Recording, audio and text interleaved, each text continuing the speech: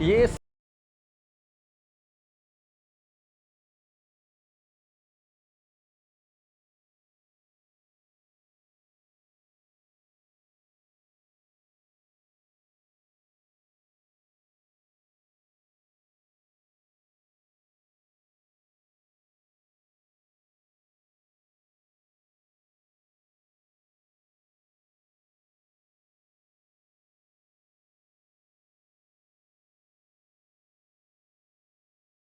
کوئی یہ بات ماننے کو تیار نہیں تھا، کیونکہ حکمران کہہ رہے تھے کہ پیداوار بلند ترین سطح پر پہنچ چکی ہے، لیکن دوسری جانب ایسا کچھ نہیں تھا، صرف خالی دعوے کیے جا رہے تھے۔ دکانوں پر سفید دانے کا صرف نام ہی تھا۔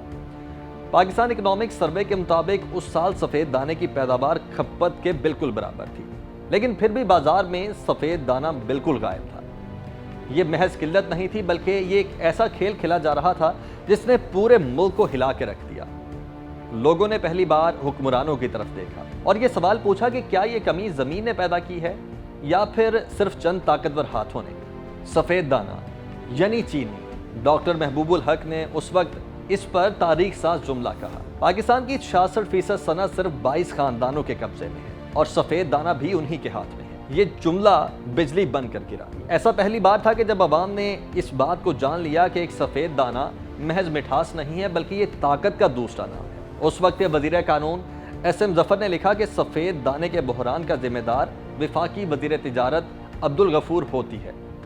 یہ وفاقی وزیر تجارت عبدالغفور ہوتی کی غلط اور ناکام پالیسیز کا ہی نتیجہ تھا کہ سفید دانے کے ساتھ ساتھ چاول، دالوں، آٹے اور میدے کی قیمتوں میں بھی ہوش ربا اضافہ ہوا۔ صورتحال اتنی بگڑ چکی تھی کہ ملک کے سب سے بڑے شہر کراچی میں بیکریز تک نے ہڑتال کر دی۔ سفید دانہ مہنگا ہونے لگا، نہ صرف مہنگا ہوا بلکہ اتنا نایاب ہوا کہ پنجاب میں اس کی راشن بندی کرنا پڑی۔ ڈھاکہ میں شہر کے مرکزی مقام شہید مینار کے سامنے خستہ حال ہڈیوں کا ایک ڈھانچہ اشرائے ترقی کا دن رات مذاق اڑانے لگا تھا۔ طاقتور صدر نے اپنی ڈائری میں لکھا کہ انہیں ناکام بنانے کے لیے خود ہی حکومتی مشینری بھی کام کر رہی تھی، اور اس کے حق میں اس نے ثبوت یہ پیش کیا کہ ایکسائز اینڈ ٹیکسیشن کے عہدیدار اشیاء خورونوش مارکیٹ میں نہیں لاتے بلکہ وہ انہیں انڈیا سمگل کروا دیتے ہیں۔ اشیاء صرف کی قیمتوں میں بڑھتے ہوئے اضافے اور ان کی کامیابی پر قابو پانے میں ناکامی پر عوام نے پہلا غصہ جس پر نکالا وہ تھے وزیر تجارت عبدالغفور ہوتی۔ چینی چور کا نعرہ زباں زد عام ہو گیا اور وہ نعرہ یہ تھا، عبدالغفور ہوتی،